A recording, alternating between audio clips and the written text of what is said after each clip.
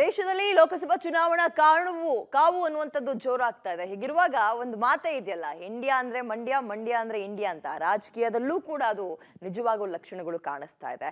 ಅಭ್ಯರ್ಥಿಗಳು ಯಾರಾಗ್ತಾರೆ ಅಲ್ಲಿ ಅನ್ನುವಂತಹ ವಿಚಾರದಲ್ಲಿ ದೊಡ್ಡ ಲಿಸ್ಟೇ ಬೆಳೀತಾ ಇದೆ ಮಂಡ್ಯದ ವಿಚಾರದಲ್ಲಿ. ಇದು ಬಾಲಗಂಗಾಧರನಾಥ ಸ್ವಾಮೀಜಿ 79ನೇ ಜಯಂತ್ಯೋತ್ಸವ. ಒಂದೇ ವೇದಿಕೆಯಲ್ಲಿ ಕಾಂಗ್ರೆಸ್ ದೋಸ್ತಿ ಟಿಕೆಟ್ ಆಕಾಂಕ್ಷಿಗಳು. ಕಳೆದ ಲೋಕಸಭಾ ಚುನಾವಣೆಯಂತೆಯೇ ಈ ಬಾರಿಯೂ ಸಕ್ಕರೆನಾಡು ಮಂಡ್ಯ ಸಾಕಷ್ಟು ಸದ್ದು ಮಾಡ್ತಾ ಇದೆ. ಕಾಂಗ್ರೆಸ್ನಿಂದ ಉದ್ಯಮಿ ಸ್ಟಾರ್ ಚಂದ್ರು ಅಲಿಯಾಸ್ ವೆಂಕಟರಮಣೇಗೌಡ ಅಧಿಕೃತ ಘೋಷಣೆಯೊಂದಷ್ಟೇ ಬಾಕಿ ಇದೆ. ಇನ್ನೊಂದು ಕಡೆ ಜೆಡಿಎಸ್ ಬಿಜೆಪಿ ಮೈತ್ರಿಯಾಗಿದ್ರೂ ಬಹುತೇಕ ಜೆಡಿಎಸ್ಗೆ ಟಿಕೆಟ್ ಎನ್ನಲಾಗ್ತಾ ಇದ್ದು, ಜೆಡಿಎಸ್ನಿಂದ ಕುಮಾರಸ್ವಾಮಿ ನಿಖಿಲ್ ಸ್ಪರ್ಧೆಗೆ ನಿರಾಕರಿಸ್ತಾ ಇದ್ದ ಹಾಗೆ ಜಯದೇವ ಆಸ್ಪತ್ರೆ ನಿವೃತ್ತ ನಿರ್ದೇಶಕ ಡಾಕ್ಟರ್ ಸಿಎನ್ ಮಂಜುನಾಥ್ ಅವರು ಬರಬೇಕು ಎಂಬ ಕೂಗು ಜೋರಾಗಿದೆ.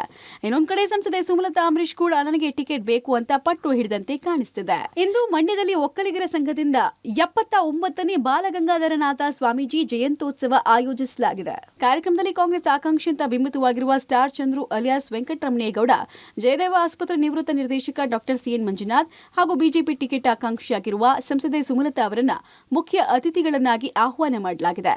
ಈ ಮೂವರು ಇಂದು ಒಂದೇ ವೇದಿಕೆಯಲ್ಲಿ ಕಾಣಿಸಿಕೊಳ್ತಿದ್ದಾರೆ. ಮಂಡ್ಯ ಲೋಕಸಭೆ ಅಖಾಡ ರೋಚಕ ಆಗ್ತಾ ಇದ್ದ ಹಾಗೆ ಮೂವರು ಗಣ್ಯರು ಮುಖಾಮುಖಿ ಆಗ್ತಾ ಇರೋ ಹಿನ್ನೆಲೆಯಲ್ಲಿ ಕಾರ್ಯಕ್ರಮ ಬಹಳ ಮಹತ್ವವನ್ನ ಪಡ್ಕೊಂಡಿದೆ. Rohit, public TV, Mandya.